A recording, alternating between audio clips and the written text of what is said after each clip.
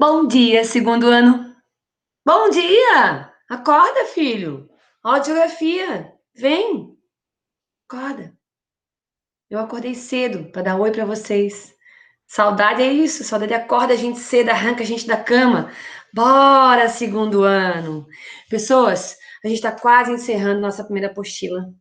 A gente está trabalhando, a gente está conseguindo. Eu quero agradecer a todo mundo que está assistindo as aulas, que está fazendo os exercícios, que está fazendo sua parte. A gente vai passar por essa tempestade. Isso tudo vai virar só uma história para a gente contar para os netos, para os filhos, para os bisnetos. Vai dar tudo certo se Deus quiser. A gente tem que se cuidar, usar máscara. Olha só aqui, ó, usar máscara, usar álcool em gel, lavar bem as mãos, evitar sair de casa, tá, pessoal? A gente faz a nossa parte. Assim como na parte das nossas aulas, nós estamos preparando com todo carinho as aulas, nós estamos aprendendo a mexer nas tecnologias, estamos tentando melhorar dia a dia.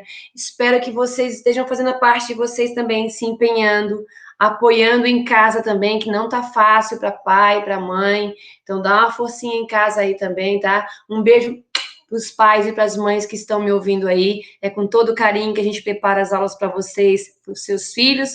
E se vocês quiserem assistir também, são bem-vindos. Certo, pessoal? A nossa apostila, a gente está lá na página 51, encerrando. Vamos falar um pouquinho sobre a formação do povo brasileiro. Vamos dar uma olhadinha aqui. Vamos lá. Olha que bonito, que capricho de slide. Uhum.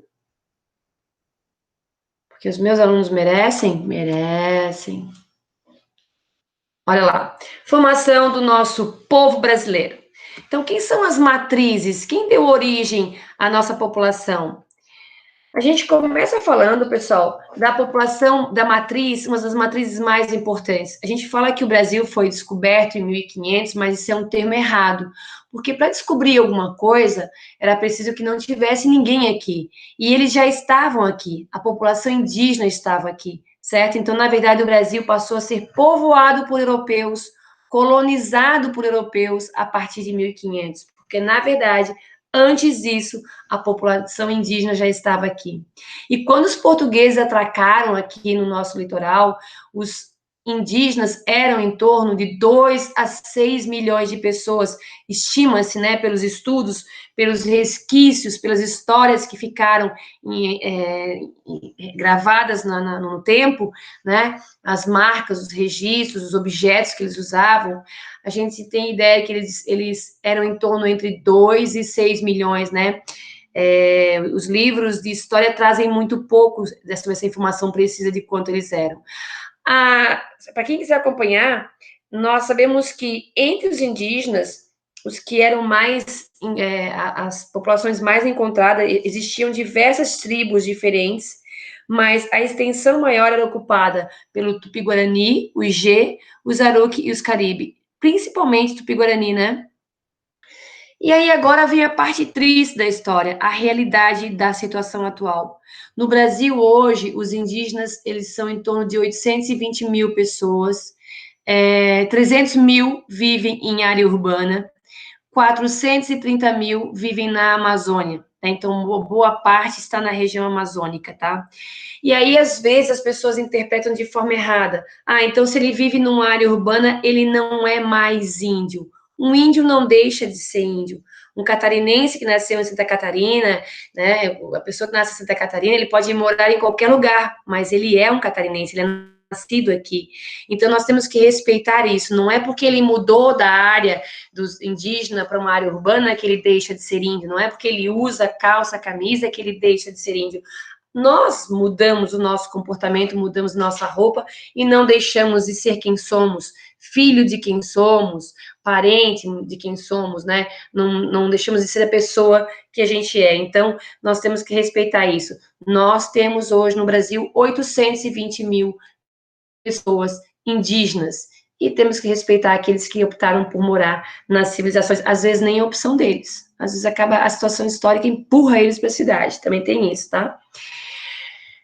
Vamos seguir? Deixa eu ver. A população afrodescendente. Eles tornaram a nossa população muito mais linda, né?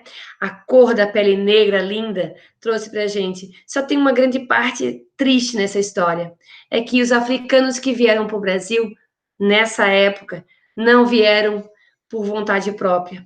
Foram 4 milhões de pessoas arrancadas de suas casas. 4 milhões de africanos que foram trazidos à força em navios negreiros com más condições, muitos morreram no caminho. Imagina você estar com a sua família de uma hora para outra, entra alguém na tua casa, arranca o teu pai, tua mãe, arranca alguém da tua família e leva à força e você nunca mais vê essa pessoa. Quantas famílias destruídas, né? Então foram 4 milhões de africanos trazidos à força para o Brasil, a maioria dos países Angola, São Tomé e Príncipe. São Tomé e Príncipe, pessoas, são 2 ilhas que formam um país, tá? Gabão, Nigéria, Costa do Marfim e Benin. Quando eles vieram para cá, as atividades que que mais foram atribuídas a eles, né? A extração do ouro, a plantação da cana-de-açúcar, a plantação do algodão, a criação do gado e um pouco mais tarde a plantação do café, tá? A abolição, olha só, faz pouquinho tempo, né? 130 anos atrás é que veio a abolição. Pessoas, isso significa que há pouco tempo atrás nós ainda tínhamos pessoas sendo escravizadas, né? E depois a escravidão não foi fácil. Foi uma transição bem complicada. Até hoje, os negros sofrem consequências. Só para vocês terem ideia, na nossa apostila traz algumas informações. A média salarial do brasileiro em 2010, os brancos, em torno de R$ 1.538, os pretos, R$ 834, pardos, 845, e indígena, menos ainda, R$ 735. Olha só o grau do nosso preconceito, né? Certo, pessoas? Infelizmente, né? Isso é um dado bem vergonhoso, né? Vamos seguir? Olha só essas imagens. Olha só o grau de crueldade. Tratados como animais. Isso é vergonhoso para nós, seres humanos. A marca nas costas das chicotadas, a forma como eles eram presos, a forma como eles eram tratados. Que Deus permita que nunca mais isso se repita e que a gente saiba reconhecer o nosso erro. Pessoal, lá, povoamento europeu e asiático, né? Os europeus vieram para cá, no início os primeiros europeus foram os portugueses, que começaram a colonizar o Brasil. Até 1818, eram só na maioria eram só os portugueses europeus, e aí veio a política do branqueamento, e aí o governo, na época, né, estávamos no período colonial, eles incentivaram a imigração de suíços e alemães, que vieram mais na época para o Rio de Janeiro. Depois, no final do século XIX e início do século XX, a gente teve um período, 1870 a 1930, que foi o período de uma grande corrente migratória da Europa para diversos lugares do mundo, inclusive para a América, porque na Europa eles estavam com uma população grande e eles estavam com problemas de escassez de alimento, e os europeus saíram em busca de novos lugares, inclusive para a Europa, inclusive para o Brasil, né? Também os europeus vieram para substituir a mão de obra escrava, quando teve a abolição, e o governo incentivou essa substituição, né, essa vinda dos europeus para substituir a mão escrava, e também já tendenciou, já levou esses europeus para ocuparem as áreas mais vulneráveis, as áreas mais difíceis também de serem ocupadas, tá?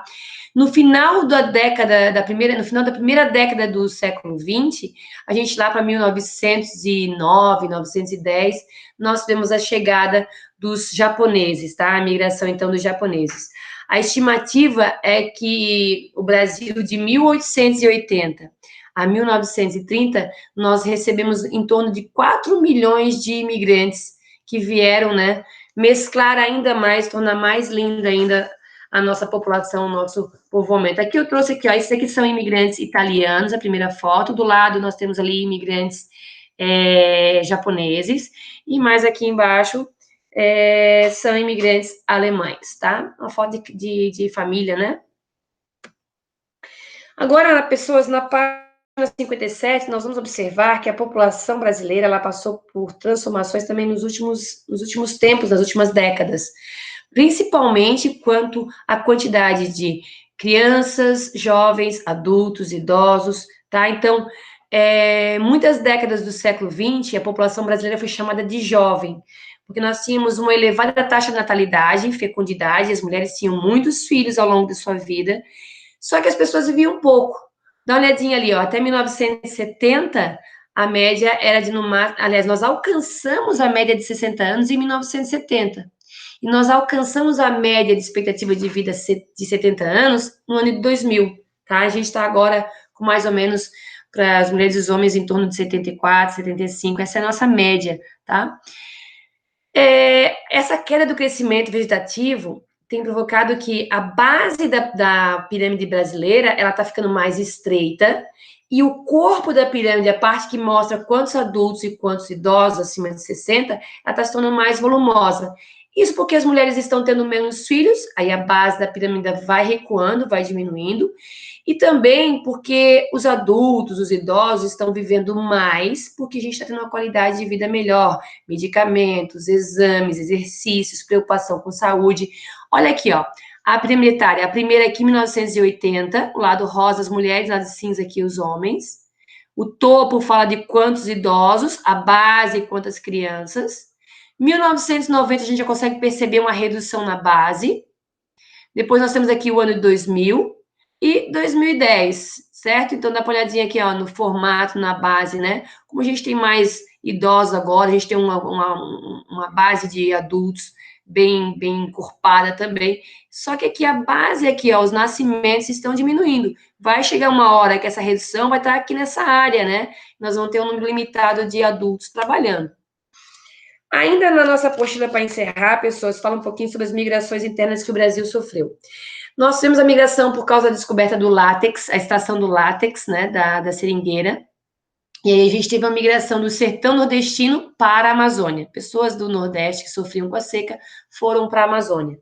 Depois nós tivemos em 1950 ainda a construção de Brasília, da nossa capital. E aí também nordestinos acabaram se deslocando para a região que seria ocupada pela nossa capital, Brasília. Eles construíram Brasília do nada, né? Para as lavouras cafeeiras, lá no século XIX e até metade do século XX, também bastante nordestinos e mineiros foram para São Paulo e para o Paraná por causa do período cafeeiro, né?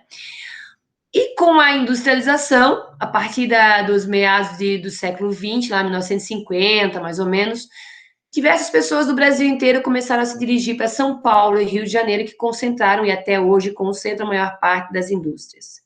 Ainda tem um outro dado aqui, sobre a nova fronteira agrícola que ocorreu entre 1970 e 80, nessa época que o governo estava incentivando as pessoas a ocuparem o norte e o centro-oeste, né, ampliar as áreas agricultáveis. Na época a gente não tinha tanta atenção para o meio ambiente, e aí muita gente da região sul e sudeste se dirigiu para essa área, tá?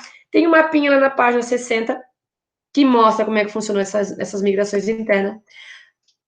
Eu trouxe um outro aqui que mostra um pouquinho, assim, né, de como é que funcionou, mas vocês podem observar que o nosso mapa da página 60 da nossa apostila é mais direcionado, ele é um pouco mais claro, tá?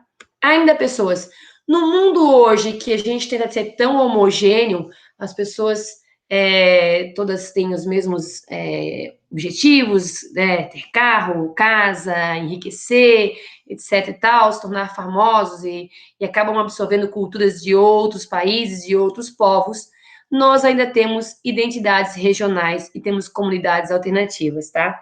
É difícil a preservação dessas características específicas, mas nós temos ainda comunidades que preservam as suas identidades, como os caboclos, os caiçaras, os indígenas, os pescadores, os quilombolas. Eu trouxe aqui ainda umas fotos aqui para mostrar para vocês aqui, né, no slide, mas lá na apostila tem algumas outras, né? Certo, pessoal? Então, a gente encerra essa parte. Deixa eu só ver se a gente... Isso aí mesmo. Deixa eu dar um beijo em tela grande para vocês. Espera aí. Segundo ano. Beijo. Faça os exercícios na página, na sequência, na 63, que tem ali. A página 63 é um exercício curtinho. Deem uma olhada lá. Se restou alguma dúvida, pessoas, eu estou no atendimento. Me procurem ali. Não fica com dúvida, não. Tudo de bom para vocês, tá? Um beijo da prof.